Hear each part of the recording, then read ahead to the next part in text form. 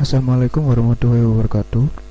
Di sini kami yang beranggotakan Sylvia Marwadani Yuliana dengan NIM 19521 00006. Yang kedua Aditya Arvista Megananda dengan NIM 19521 00014. Yang ketiga Ramdhani Kurniawati dengan NIM 192100017. Yang keempat Diki Romat Arianto dengan NIM 19521 00034. Yang kelima Dani Kristianto dengan NIM 192100037. Kami akan mempresentasikan hasil diskusi kami yang berjudul branding. Apa itu brand? Menurut Martin Neumer, brand adalah suatu perasaan atau kesan yang muncul tentang produk atau jasa. Ketika banyak orang punya perasaan atau kesan yang sama, baru bisnis tersebut dikatakan punya brand, alias punya nilai, punya persepsi tertentu di mata customernya. Branding adalah aktivitasnya. Menurut Kotler, pengertian branding adalah pemberian nama, istilah, tanda, simbol, rancangan, atau kombinasi dari kesemuanya yang dibuat dengan tujuan untuk mengidentifikasi barang atau jasa atau kelompok penjual dan untuk membedakan dari barang atau jasa pesaing. Manfaat branding untuk bisnis Anda. Kebanyakan merek yang dikenal masyarakat luas memang sudah berdiri sejak lama. Contohnya Indomie tadi. Akan tetapi mie instan tersebut tentunya tidak akan berada di posisi saat ini tanpa usaha branding yang dilakukan secara turun-temurun. Bahkan, Anda perlu terpaku pada merek-merek lama untuk melihat manfaat branding terhadap sebuah bisnis. Bagi Anda yang tinggal di Jakarta, Jawa Barat maupun Jawa Tengah, mungkin pernah mendengar nama makaroni ngehe. Bisnis cemilan makaroni tersebut dimulai dengan satu kedai kecil pada tahun 2013. Kini, cabangnya sudah menjamur di berbagai kota dan memiliki omset hingga 5 juta per hari dari tiap omletnya. Lalu, apa yang membedakan makaroni ngehe dengan cemilan-cemilan serupa yang sering ditemukan di depan sekolahan?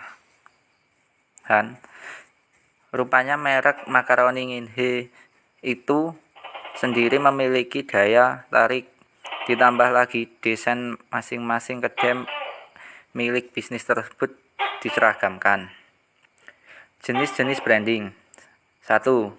Produk branding. Produk branding adalah jenis branding yang paling umum digunakan. Contohnya produk KFC mempromosikan promo besar-besar di akun Instagramnya.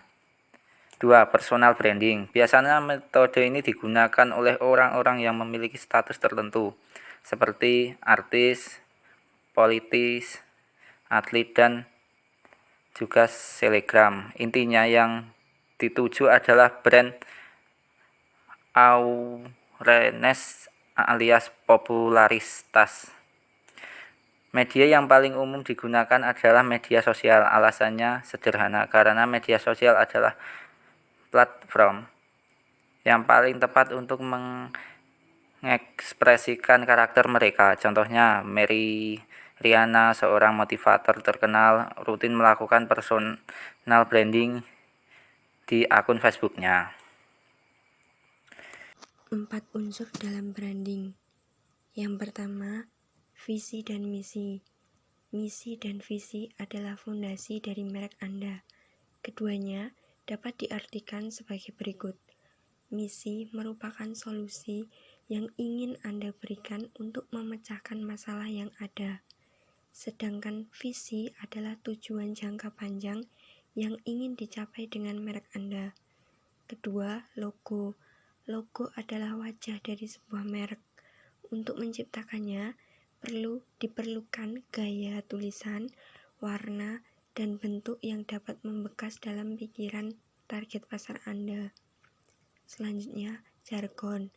Logo menciptakan citra visual pada sebuah merek, tetapi Anda perlu membuatnya lebih hidup dengan tutur kata. Disinilah jargon dibutuhkan. Dengan memilihnya, calon pelanggan akan lebih paham dengan apa dengan apa yang merek Anda ingin tawarkan. Keempat adalah website. Dulu, Anda dapat menampilkan citra merek dengan pamflet, billboard, dan iklan televisi. Namun, di era digital ini mengharuskan setiap bisnis untuk memiliki situs resmi. Apabila tidak, usaha Anda tidak akan terkenal. Selanjutnya, otak manusia itu punya banyak laci. Tentukan dahulu laci mana yang mau dimasuki. Ini yang dimaksud dengan positioning. Apa itu positioning? Positioning adalah tindakan perusahaan dalam merancang produk dan strategi pemasaran agar dapat menciptakan kesan tertentu yang diingat di benak konsumen. Contohnya, produk bebek goreng, mereknya Bebek Maknyus. Kalau diposisikan sebagai bebek goreng, dia bukan yang pertama. Bagaimana memasukkan brand kita ke laci yang ada otak konsumen? Brand Anda harus mempunyai 1. Stopping power, 2. Striking power, 3. Sticking power. Dan disitulah brand Anda bisa menebus ke otak konsumen. Untuk menciptakan ketiga jenis power tersebut, Anda perlu 3 key. Yang pertama, key visual. Yang kedua, keyword. Yang ketiga, key sound. Faktor yang penting untuk menciptakan brand ada 2, yaitu unique dan satisfaction. Tampilan unik bisa pada 1. Visualnya, key visual, 2. Kata-katanya atau slogan, keyword, 3. Dan pada pengucapannya, key sound. Memasukkan brand ke dalam otak konsumen. Brand adalah persepsi, bukan yang menempel pada produk atau iklan, tapi dalam pikiran konsumen. Brand yang biasanya dipakai, yang bisa mengangkat gengsi, emosional benefit, dan membuat dirinya dipandang menjadi seseorang. Sekian presentasi dari kami. Bila ada salah kata, mohon maaf. Wassalamualaikum warahmatullahi wabarakatuh.